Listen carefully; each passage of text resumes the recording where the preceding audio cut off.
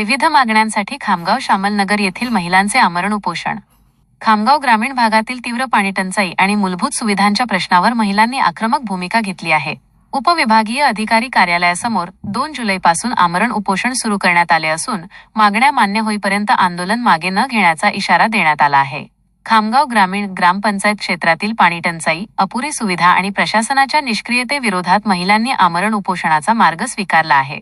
वारंवार निवेदने देऊनही कोणतीही ठोस कारवाई न झाल्यामुळे हा निर्णय घेण्यात आल्याचे उपोषणकर्त्यांनी सांगितले।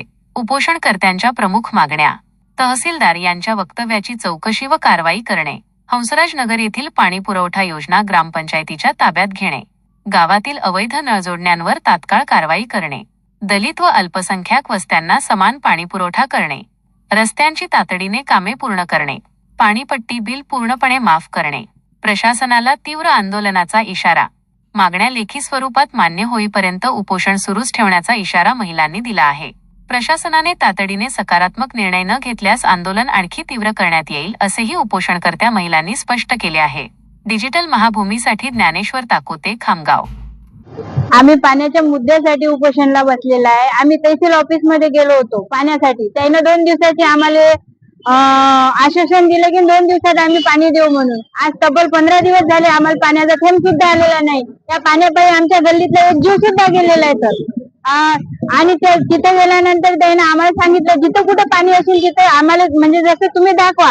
आम्ही त्यांना त्या साबराच्या विहिरीवर पाणी दाखवलं। त्याने तिथे गेल्यानंतर आम्हाला असे म्हणजे असं काही बोलले ते की तुम्हाला शब्द सुद्धा सांगू शकत नाही। खामगाव ग्रामीण मधील श्यामलनगर भागामध्ये पाण्याचा भीषण प्रश्न आहे आणि तो प्रश्न निकाली काढण्यासाठी काही बाया आपला न्याय हक्क मागण्यासाठी तहसीलदाराकडे गेले आणि तहसीलदाराने त्यांना उद्धट वागणूक दिली। हे प्रशासनाची अशोभनीय बाब आहे, तहसीलदाराची अशोभनीय बाब आहे आणि ह्या आमच्या सर्व श्यामलनगर भागातील महिलांना न्याय मिळाला पाहिजे, पाणी मिळालं पाहिजे, रोड रस्ते मूलभूत सुविधा ज्या आहेत त्या मिळाल्या पाहिजेत अशी आमची रास्त मागणी आहे आणि जोपर्यंत न्याय मिळत नाही तोपर्यंत आमचं संघर्ष चालूच राहणार आहे।